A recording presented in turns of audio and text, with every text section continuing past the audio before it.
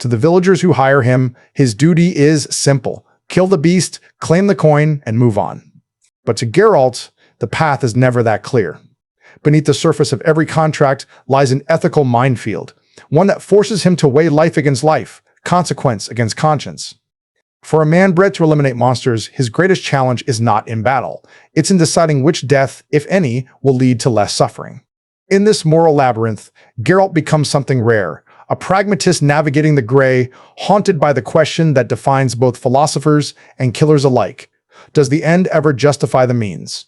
At the heart of Geralt's morality lies the notion of consequentialism, the belief that the morality of an act is determined not by intention, but by outcome. It is a philosophy as old as human civilization, and one that has always walked hand in hand with power. From the Greek utilitarians to Machiavelli's princes, the same logic has echoed through history. Sometimes, to preserve peace, one must embrace blood. Geralt lives this contradiction daily. His profession demands results. A village plagued by a beast does not care about moral nuance. They care about survival. And yet, every time Geralt accepts a contract, he knows that his intervention will ripple far beyond the moment of the kill. Consider his infamous creed: evil is evil. Lesser, greater, middling, makes no difference.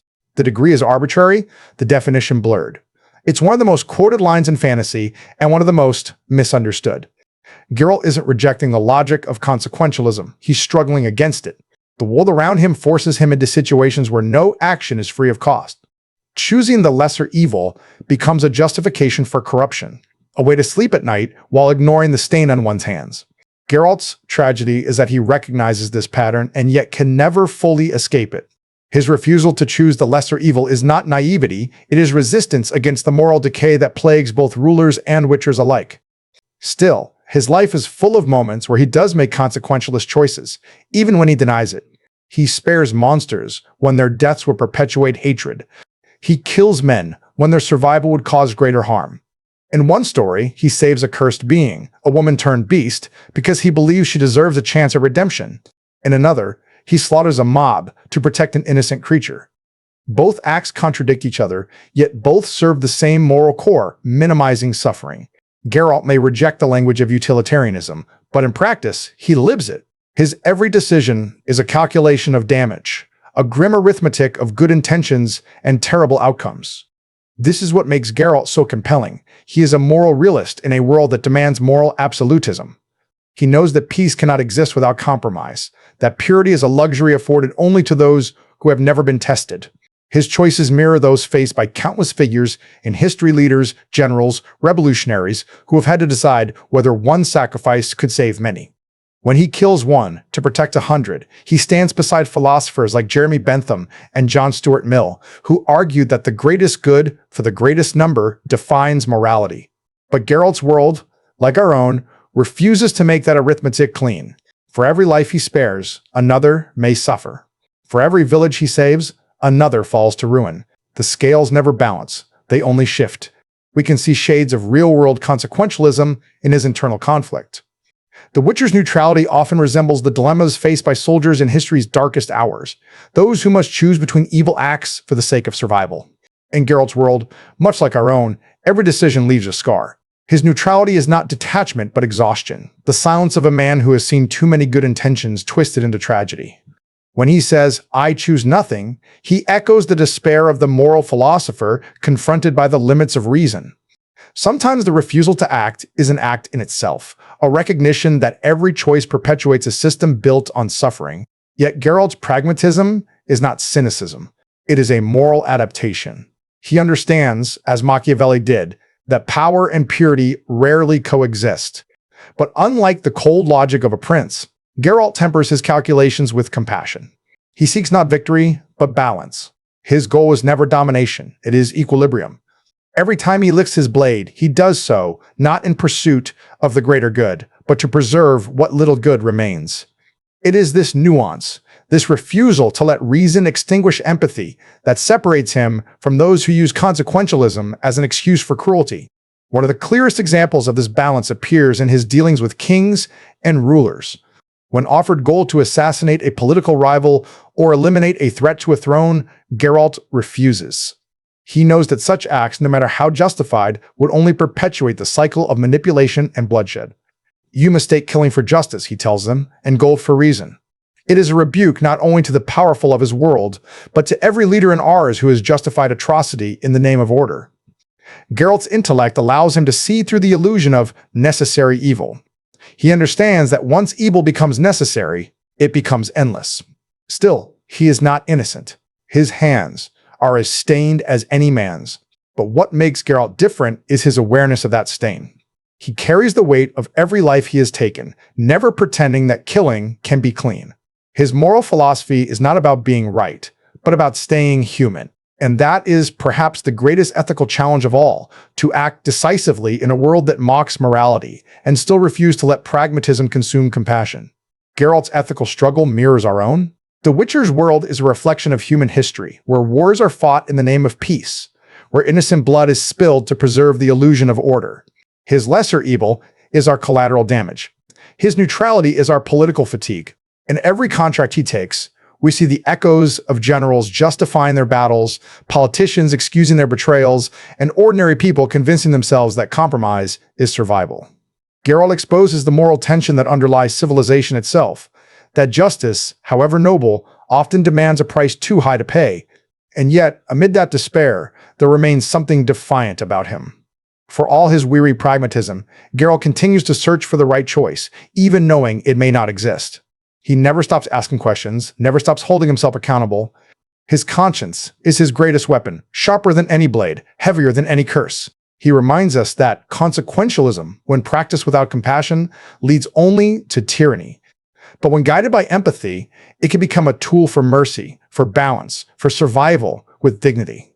In the end, Geralt's moral world is not defined by good or evil, but by effort, the relentless pursuit of what is less wrong, less cruel, less destructive. His life is a meditation on imperfection, a testament to the fact that doing the right thing in a broken world is never simple, never clean, but always necessary. He walks the edge of consequence, blade in hand, carrying the burden of every decision, every life, every choice that could have gone another way. And through him, we are reminded that morality is not a destination, but a battlefield, and that sometimes the hardest fight of all is the one we wage within ourselves. Destiny has always stalked Geralt of Rivia like a shadow that refuses to be outrun. Whether whispered by oracles, spoken by kings, or etched into the twists of chaos and blood, his life seems forever bound to forces beyond his control. Yet what makes Geralt truly fascinating is not how he fights fate, but how he accepts it. In a world driven by emotion, vengeance, and chaos, Geralt stands as an island of restraint. His stoic demeanor is not apathy but discipline, not coldness but clarity. He lives by an ancient truth that would have been recognized by philosophers long before the first Witcher ever drew breath. You cannot control the world, only your response to it. Geralt's philosophy echoes that of the Stoics, thinkers like Marcus Aurelius, Seneca, and Epictetus, who believed that the path to peace lies not in mastery of the universe, but mastery of the self. We suffer more in imagination than in reality, Seneca once wrote, and one could imagine Geralt nodding quietly at that line over a tankard of ale. His life is a constant exercise in restraint, a battle not only against monsters and men, but against his own impulses. Like the Stoics, Geralt understands that emotion, left unchecked, can become as destructive as any curse. His calm is not the absence of feeling. It is control earned through hardship. The path, as Witchers call it, is more than a trade.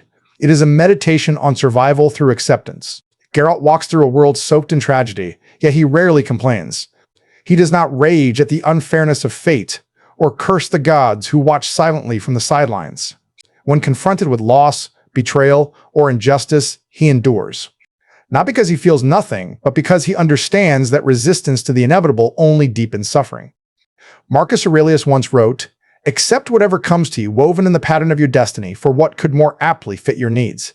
That sentiment might as well be carved into the stones of Kaer Morhen. Geralt embodies this wisdom not through words, but through the quiet resilience that defines every step of his journey. This stoic acceptance does not mean passivity.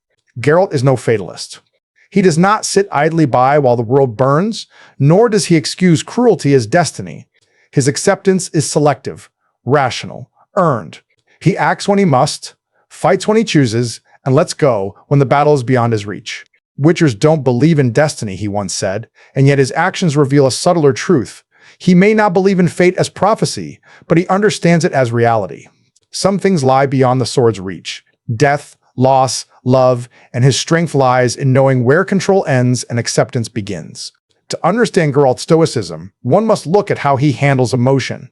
In a world that thrives on passion and pain, Geralt's restraint is often mistaken for detachment, but it is, in fact, compassion shaped by discipline. He feels deeply. His grief for friends lost, his love for Yennefer, his protectiveness towards Ciri. But he refuses to let these emotions command him. He does not deny pain, he contains it. He does not reject love, he endures it. This quiet endurance is what the Stoics called apatheia, not indifference, but freedom from the tyranny of passion. Geralt's emotional control allows him to remain moral in a world that constantly tempts him toward vengeance or despair. There is also humility in Geralt's stoicism. Like Marcus Aurelius, who ruled an empire yet wrote daily reminders to himself about the futility of ego, Geralt understands that greatness lies in restraint, not dominance. He never seeks power, never hungers for glory. He does not fight to be remembered. He fights because someone must. The best revenge, said Seneca, is to be unlike your enemy. Geralt lives by that creed. Surrounded by corruption, he refuses to become corrupt. Surrounded by hatred, he refuses to hate. Even when betrayed, he answers not with cruelty, but with weary grace. His strength lies not in striking harder, but in knowing when not to strike at all. The Witcher's stoic outlook also shapes his relationship with destiny itself. For all his resistance to prophecy, Geralt embodies the stoic concept of amor fati, the love of one's fate. He does not seek to escape the path set before him. He learns to walk it well. The law of surprise that binds him to Ciri is not just a plot of magic and chance, it is a test of character. Where others might see burden, Geralt finds meaning. He does not fight against what has already been written. Instead, he transforms it into purpose. Fate is just the weight of your own choices, he once said, a line that distills the Stoic belief that destiny is not imposed from outside, but created through how one responds.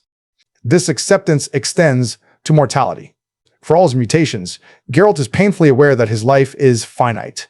He buries friends, outlives lovers, and watches kingdoms crumble, yet he never seeks immortality. He knows, as Seneca did, that life is long if you know how to use it. The brevity of existence does not frighten him, it focuses him.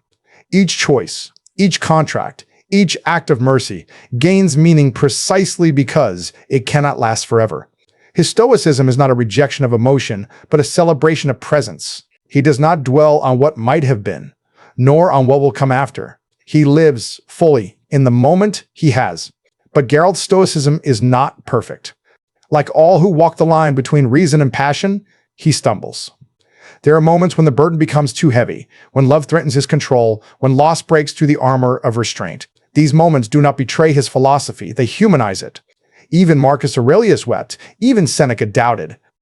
The Stoic ideal was never about being unfeeling, but about continuing forward despite the storm. Geralt's quiet endurance, the way he keeps walking, keeps fighting, keeps trying, is the truest expression of that philosophy. Perhaps that is why Geralt resonates so deeply. He is not a hero in shining armor, nor a prophet guided by destiny's hand. He is a man burdened by consequence, tempered by experience, and anchored by discipline. In every weary sigh, every carefully measured word, lies the wisdom of the ancients, that the only thing we truly own is our reaction. The monsters he slays are reflections of chaos, and the calm with which he faces them is his victory.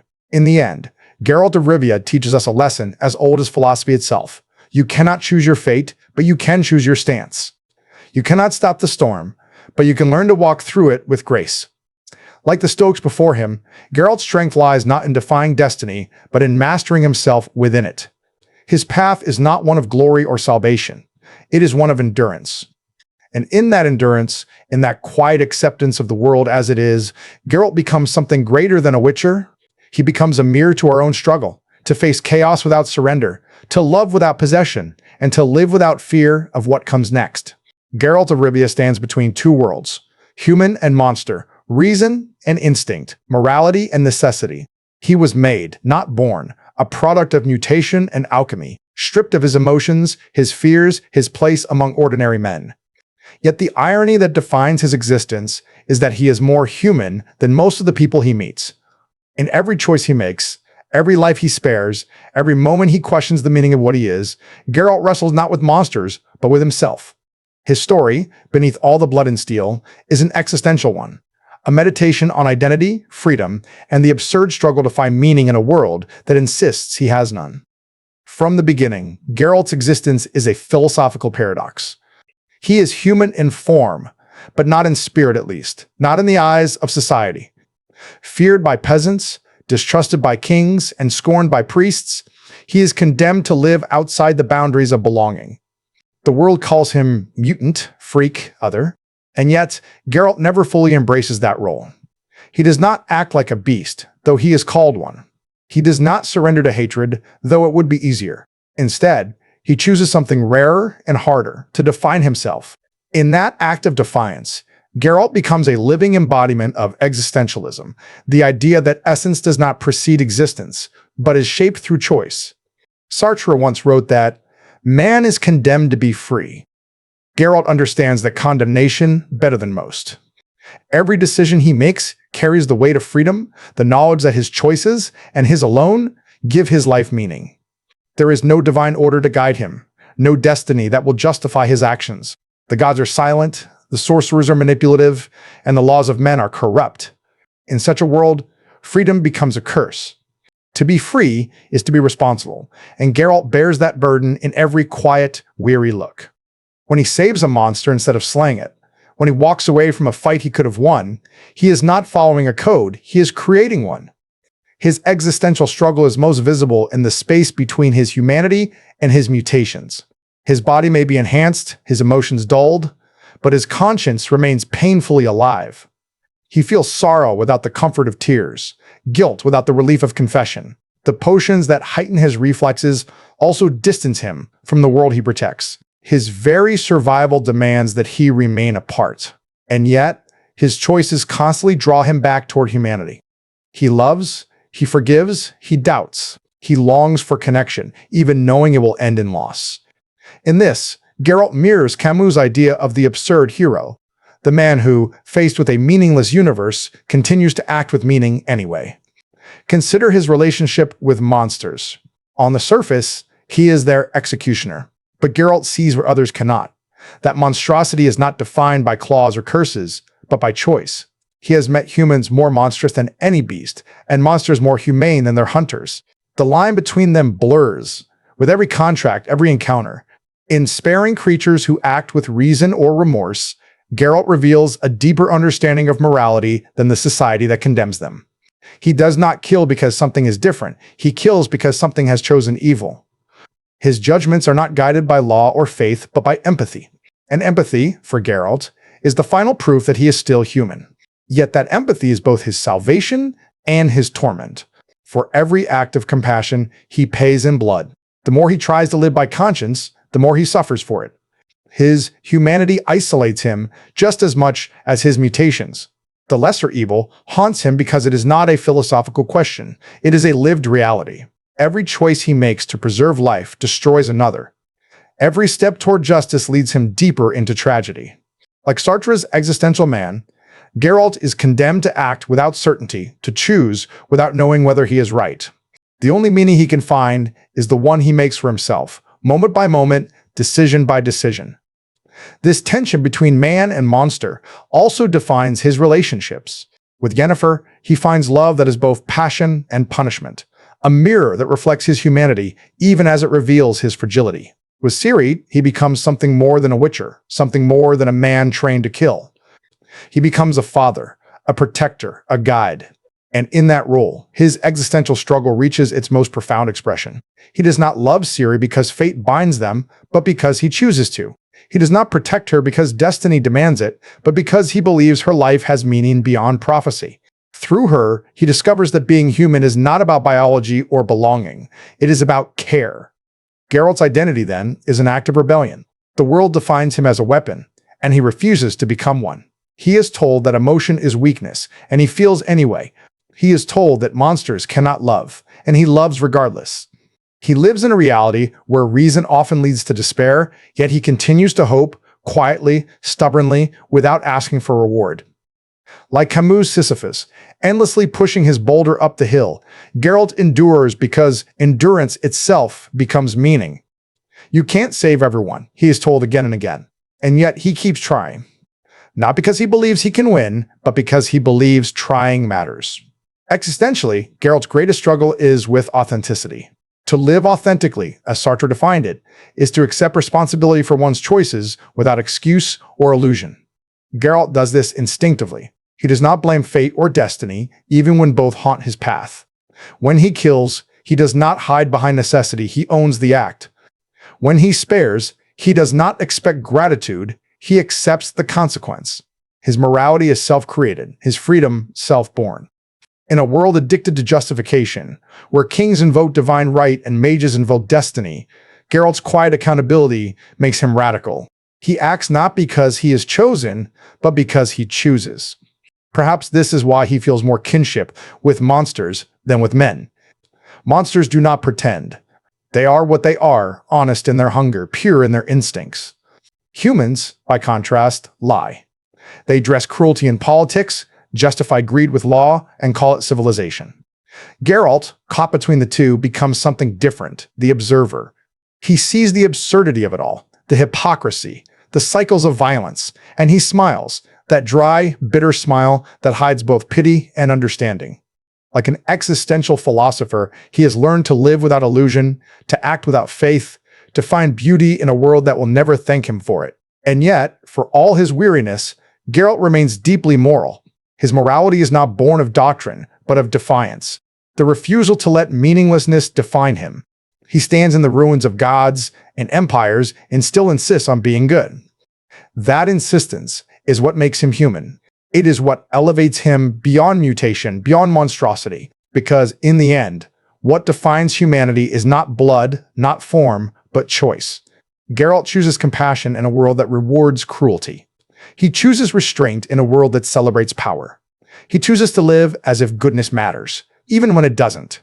That is the heart of Geralt's philosophy, the quiet rebellion of a man who refuses to be defined by what was done to him. He is not a monster because others call him one, and not a hero because others sing his name. He is simply himself, a man walking through absurdity, carving meaning from chaos with every step. His story reminds us that to be human is not to be pure, but to be aware, not to be perfect, but to keep choosing. And perhaps, when the path ends and the swords are sheathed, that is the greatest victory of all, to have lived, to have chosen, and to have remained, against all odds, unmistakably human. Imagine, for a moment, Geralt of Rivia sitting beside a dying fire in some nameless inn, his swords propped against the wall, a half-finished bottle of mead at his elbow, and a book in his hands. It's an image that feels almost impossible. The Witcher, a man forged for battle, poring over pages instead of contracts. And yet, the more one studies him, the more this image begins to make sense. Beneath the scars and the silence, Geralt is a thinker, a man who wrestles with questions that have haunted humanity since philosophy began. If he ever kept a private library, its shelves would be filled not with fairy tales or histories of kings, but with works of thought books written by men who, like him, sought meaning in a world that often refused to give it. Geralt's mind, sharp and deliberate, seems to move in rhythm with the Stoics. One can easily imagine him drawn to Marcus Aurelius' Meditations, a text written by an emperor who bore the weight of empire as Geralt bears the burden of his calling. "Waste no more time arguing what a good man should be," Aurelius wrote. Be one. It is a line that captures Geralt's entire moral philosophy. He does not preach goodness. He practices it, quietly and stubbornly, even when the world mocks him for it. The Stoics believe that virtue lies in control of anger, desire, fear, and Geralt lives that creed with every measured breath. In Meditations, he would find not revelation, but recognition. Alongside Marcus Aurelius, Seneca's letters would speak to him. The same Seneca who warned that we suffer more in imagination than in reality. For a man who has faced both curses and kings, Geralt would find comfort in that logic. He has endured torture, loss, and betrayal, yet he rarely indulges in despair. His life, much like Seneca's teachings, is a lesson in endurance without bitterness. Seneca's reflections on mercy especially would strike him deeply. "It is human to err," Seneca wrote, "but only the cruel delight in punishment." Geralt's compassion for monsters, his refusal to kill without necessity, echoes that ancient wisdom. The Witcher's sword may be sharp, but his mercy is sharper still. But Geralt's inner world is not defined by calm alone. Beneath his stoic surface lies a restless search for meaning, one that would find kinship in the works of Albert Camus. In the myth of Sisyphus, Camus argued that life is absurd, that existence offers no inherent purpose, and yet that one must live as if it does.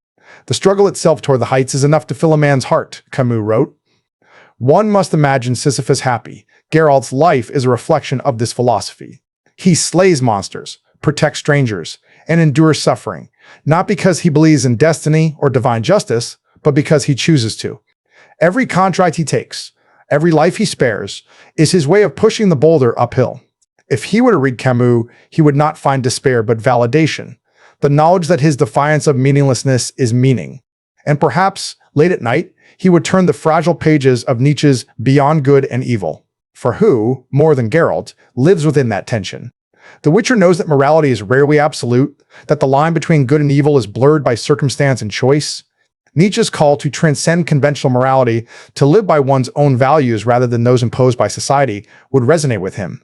He who fights with monsters should look to it that he himself does not become a monster, Nietzsche warned, a sentence that could have been written for Geralt alone. In that reflection, he would see his own face, the killer who refuses to let killing define him, the outcast who refuses to become what the world believes him to be. Yet not all the books on Geralt's shelf would be works of pure philosophy. There would be histories, too, records of war, empire, and ruin. He would study the rise and fall of Rome, not to admire its power, but to understand its decay. He would read Herodotus and Thucydides, seeing in their chronicles of ambition and folly the same cycles repeating in the northern kingdoms. He would trace the failures of kings and the hypocrisies of priests, recognizing that human nature changes far slower than the crowns it wears. Through these pages, Geralt would refine his cynicism into something more precise, a wisdom born of pattern recognition. And then there would be poetry. For beneath his gruffness, Geralt carries the heart of a melancholic.